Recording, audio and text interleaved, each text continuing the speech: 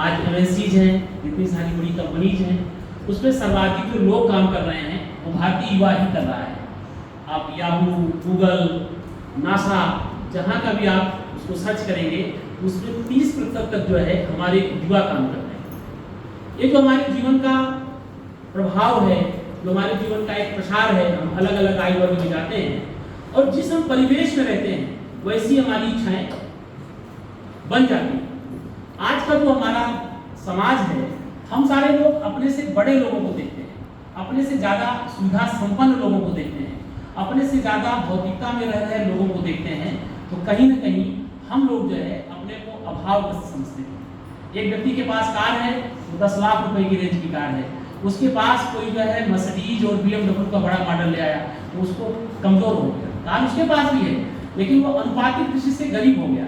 जैसे हम मैथमेटिक्स की दृष्टि से देखें तो जो 8 रुपए है वो 7 रुपए से छोटा है, से बड़ा है, लेकिन 9 रुपए से छोटा है।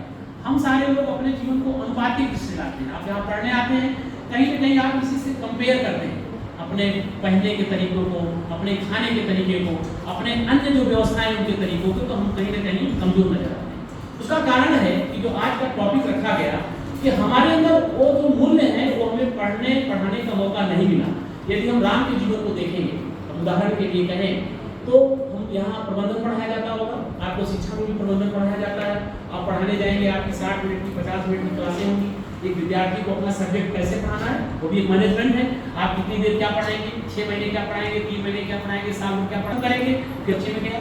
तो जो प्रबंधन है, आप यदि राम के जीवन को देखें तो मर्यादा पुरुषोत्तम राम को कहा गया, हम लोगों को भगवान कहते हैं, राजा दशरथ के यहाँ पैदा हुए और वो 14 साल वनवास में रहे।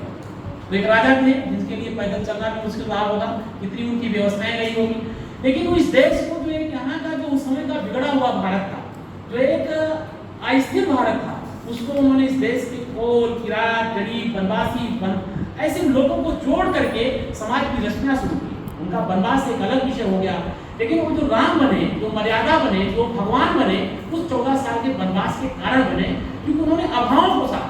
एक राजा का पुत्र जिसके पास संसाधन ना हो, तो हमें उन अपनी जो वृत्तियां हैं, जो हमारे नकारात्मक, क्योंकि नकारात्मक बड़ा सरल है। आप छत से एक बाल्टी पानी नीचे गिराइए, उसमें आपको फोर्स की कोई आवश्यकता नहीं है, लेकिन एक बाल्टी पानी जमीन से फर्श से छत पे ले जाइए, उसमें ताकत लगेगी। गलत सोचने के लिए आपको कोई ताकत लगानी नहीं पड़ती है। आपको कुछ धारा से हट करके गैर सैद्धांतिक सोचना है, आपको सारे प्रकार के साधन मिल जाएंगे। उदाहरण के लिए आपको सिनेमा देखने जाना हो, 100-200 रुपए, 300 रुपए की टिकट हो, तो आप में से कोई भाई बहन आपको दे देगा। आपको कोई पुस्तक खरीदनी हो, उसका 350 रुपए मूल्य हो, तो 5 बार आदमी सोचेगा, आपको नहीं देगा। ये आज का समाज नहीं है, आज काल का समाज है। हमारा जो जीवन है ये अच्छाई और बुराई के मिश्रण का है। हमारे अंदर तत्व कभी ऊपर आ जाता है और जो अच्छाई है वो दब जाती है, कभी अच्छाई ऊपर आ जाती है और बुराई दब जाती है। तो इनको नियंत्रित करने का जो माध्यम है कि हम समाज के में अपने से नीचे जो लोग रहे हैं उनके बारे में देखें और ऐसे जो हमारे साहित्य हैं उनका हम अध्ययन करें। आज की समस्या पूरे युवा में आ रही है। जो आप बात बता रहे हैं, ये बात आज केवल हरियाणा की नहीं है, एक वैश्विक स्तर पे है कि आज 18 साल के लोग जो है सुसाइड कर रहे हैं, 12 साल के लोग सुसाइड कर रहे हैं। किसी का बच्चा कोटा में पढ़ता है और रिजल्ट आने वाला है IIT का, तो उस दिन पूरी निगरानी करता है। CBSE का रिजल्ट आ रहा है तो रात में एक गरीब 2 बच्चे लोगों के पास है, रात में तो नींद नहीं आ रही है, ये क्या कर ले।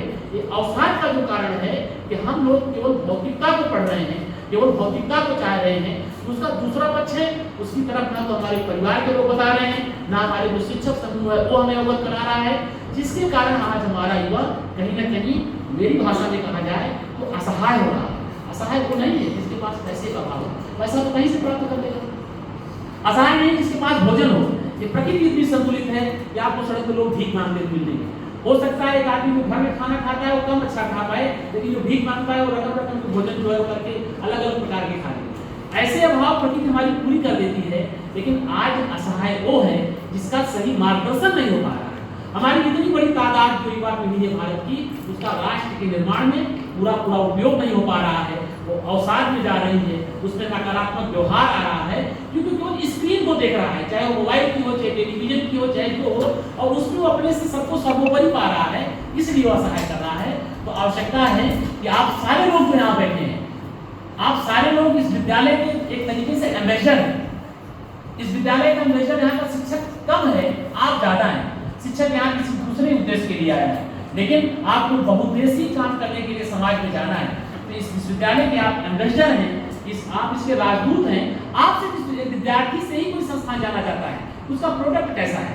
आज हमारे देश का कोई बड़ा व्यक्ति होगा, कोई अपने क्षेत्र में IAS हो जाता है, कोई को याद करता है साहब हमारे NIT से पास हुआ, हमारे कुरुक्षेत्र विश्वविद्यालय का है जो राजस्थान का DGP है, या हमारा बड़ा वो याद करता है कि हमारा उसके लिए बहुत सारे लोगों ने परिषद बनाई।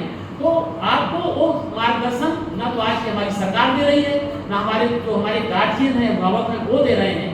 तो ऐसे में आपको थोड़ा ध्यान की तरफ जाना पड़ेगा, थोड़ा अपने से कम लोगों की तरफ जाना पड़ेगा। कोई ना मिले, आप कहीं भी एकांत होकर के 10 मिनट, 5 मिनट, 15 मिनट आप अपना निरीक्षण कीजिए। आप कुछ मत पढ़िए, किसी की कोई ध्यान की प्रक्रिया में मत चक्कर में मत पढ़िए। आप अपना आत्मनिरीक्षण करिए कि वास्तव में हम मनुष्य हैं, हमारा दायित्व क्या है, और उसकी तुलना उन लोगों से कीजिए जो समाज में दिए।